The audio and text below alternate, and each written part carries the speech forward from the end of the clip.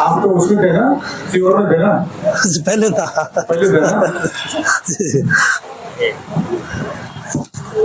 पूरी दुनिया के महाशास्त्र महाकाल अनुस्मानित बोधिसत्व बाबा साहब अम्बेडकर और आज के इस नेतृत्व का बहुत ही शानदार मार्गदर्शन दे रहे आदरणीय बनते प्रज्ञाशील जी, बनते नाना जी, बनते करुणा जी, राहुल जी और सभी को बताया जाएंगे।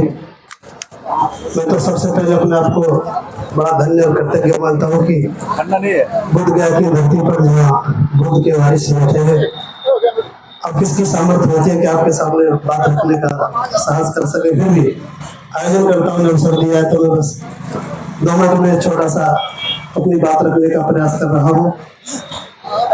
आज आप जो लोग यहाँ बैठे हैं, ये हजारों साल के बाद एक ऐसा संघर्ष शुरू हुआ है जो महाकाल बुद्ध के शासन के बाद जो सम्राट अशोक की विरासत के लिए है, जो महापुरुषों की जरूरत को पूरा करने के लिए है, जो मान सम्मान स्वाभिमान को बचाने के लिए है, जो देश के करोड़ों लोगों की अस्मिता के लिए है, जो पूरी दुनिया में जो कलंकित विषय है उससे काले धब्बे को हटाने के लिए है। मैं देख रहा हूं कि इतिहास एक बार पुनः करवट बदल रहा है।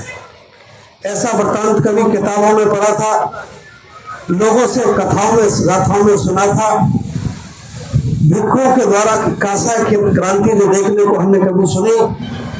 चीबर में जो संघर्ष, चीबर की आवाज आज हजारों साल के बाद देखने को मिल रही है। और इससे भी मंगलकारी बात यह है कि लड़ाई जहां से शुरू होनी चाहिए थी, ये वहीं से शुरू हो रही है। इस संघर्ष का मतलब न किसी व्यक्ति के लिए है, न किसी संगठन के लिए है।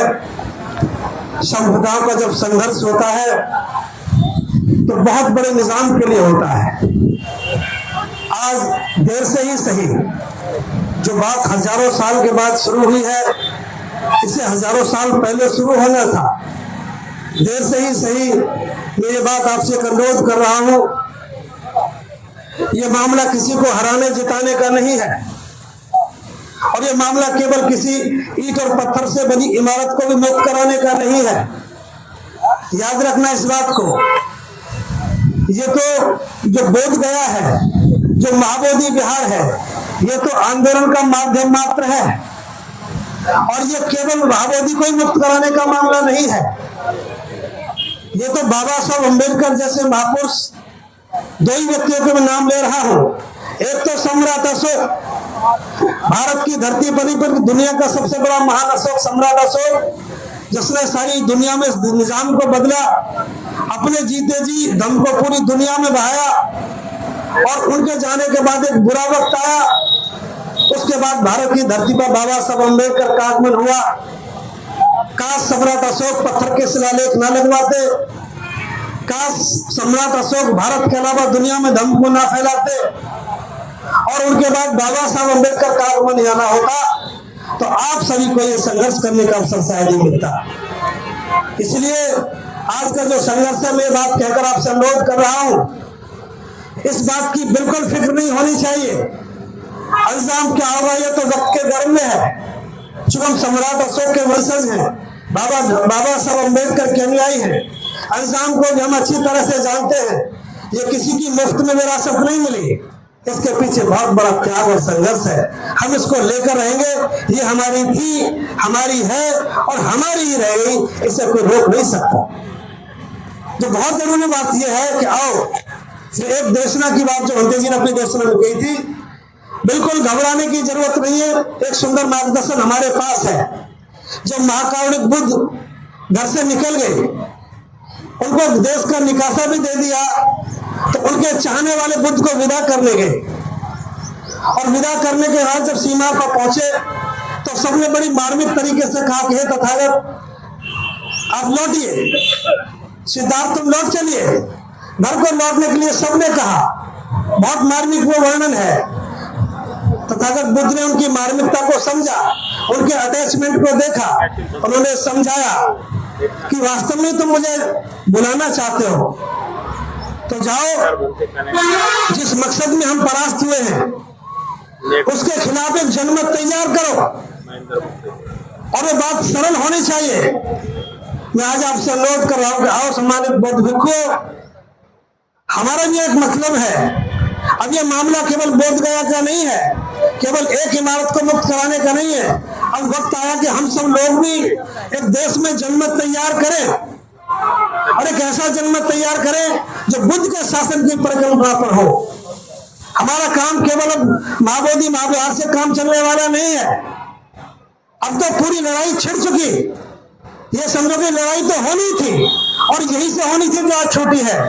मैं आज अनुरोध कर रहा हूं, आज बाबा साहब अम्बेडकर जहां भी होंगे, मेरा ऐसा कोई विश्वास नहीं है, लेकिन मैं उनकी उम्मीद को जब देख रहा हूं कि एक सही लड़ाई, सम्राट अशोक के सपनों की लड़ाई, माननीय साहब की लड़ाई, बाबा साहब अम्बेडकर की लड़ाई, और सबसे बड़ी लड़ाई तो 132 पुराने साल पहले धम्मपाला की लड़ाई, ये सभी की लड़ाई एक है।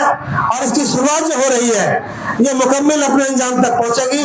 बस हम एक अनुरोध कर रहे हैं। आज देखिए, आज का जो संघर्ष आदरणीय लामा साहब, बनते करुणा सिंह राव जी, बनते प्रज्ञाशील जी और आप सबके सानिध्य में चल रहा है, ये जो मूवमेंट है, ये इमारत के साथ साथ जो लड़ाई बड़ी, मैं आपका ध्यान दिलाना चाह रहा हूं। अगर ये कल इमारत आजाद भी होगी, होगी किसके लिए? आखिर किसके लिए होगी? इसके लिए बहुत समाज की जरूरत है।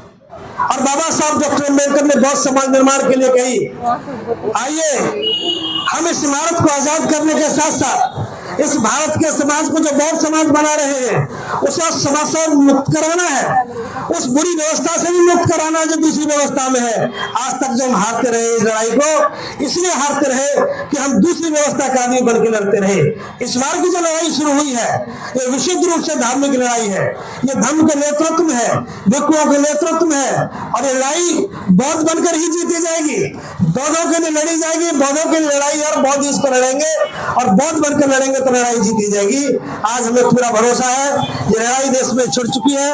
आप सबसे मेरा निवेदन है कि आप लोग सभी भिक्षु लोग विनम्रता के साथ निवेदन है, अपनी बात समाप्त करते हुए, एक समय आ गया है अब हमें ये लड़ाई धर्म के हिसाब से लड़नी है। और याद रखो, ये केवल लड़ाई इसी बौद्ध विहार के लिए नहीं, बल्कि भारत पर जो हमारा दूसरा साम्राज्य बना हुआ है उसको मुक्त कराना है, समाज को दूसरी व्यवस्था से मुक्त कराना है, विश्व रूप से बहुत समाज बनना है। मुझे यहाँ आने का अवसर दिया, बहुत बहुत धन्यवाद। सभी को नमो बुद्धाय, जय भीम।